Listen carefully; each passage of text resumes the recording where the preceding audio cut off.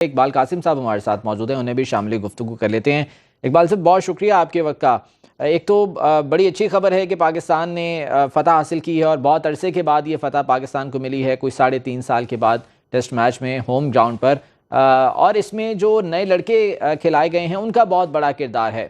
ان کی پرفارمنس کے حوالے سے کیا کمنٹ کریں گے؟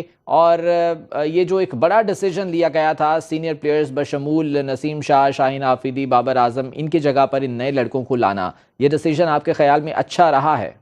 پاکستان ٹیم کو مبارک، اور نعمان علی اور ساجد کو مبارک، انہوں نے اپنی آؤٹ اسٹینڈنگ پرفارمنس دی ہے۔ اور دوسری بات یہ ہے کہ یہ بات بالکل صحیح ہے کہ پچھلے 3.5 سال سے یا 3 سال سے تقریباً بہت ڈرائی اسپیل چل رہا تھا، پاکستان نے بہت کم فتوحات حاصل کی تھی اور بڑے مایوس تھے فینس بھی، یہ بھی، مگر اور وکٹری ضروری تھی۔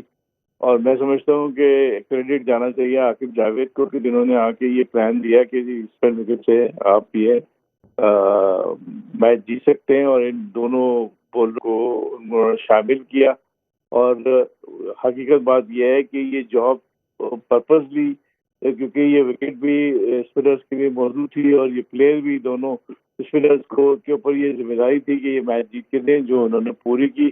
I think they deserve all praise and appreciation، جتنی بھی ان کی تعریف کی جائے کم ہے۔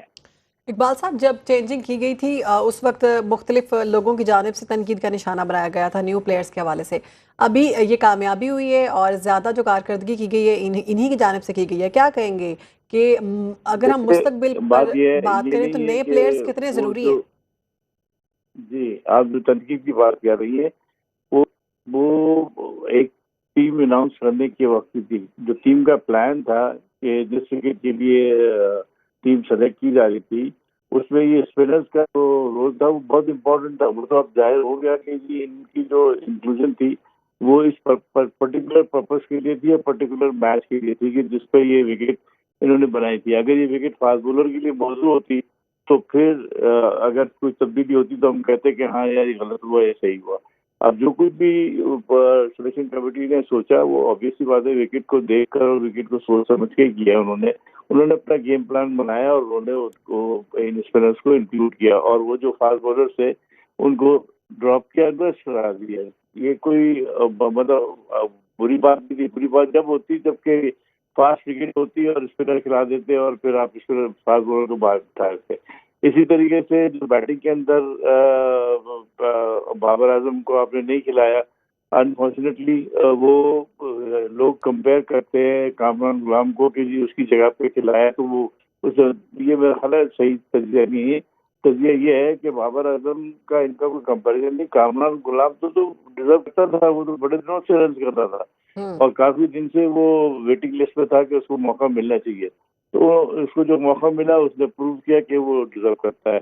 جہاں تک بابر کی بات ہے، is a great player, he will come back, کوئی ایسی بات نہیں۔ ہاں ریسٹ کر لیا ہے یا ریسٹ کرا دیا گیا تو کوئی مسئلہ نہیں، اگلے میچز میں جب ضرورت پڑے گی I think he will come back or he will be fresh and he will do the good for Pakistan۔ Iqbal صاحب، یہ میچ تو ہم جیت گئے ہیں، لیکن اب تیسرا میچ زیادہ امپورٹنٹ ہے کیونکہ آخری ٹیسٹ میچ ہے اور ڈیفینیٹلی انگلینڈ بھی پورا زور لگائے گی۔ اس کے لیے کیا گیم پلان ہونا چاہیے؟ چونکہ کچھ ویک پوائنٹس دیکھے ہیں ہم نے یہاں پر بھی پاکستانی ٹیم کے، خصوصاً بیٹنگ لائن اپ میں، تو کیا آپ کے خیال میں تسلسل کیسے برقرار رہے گا؟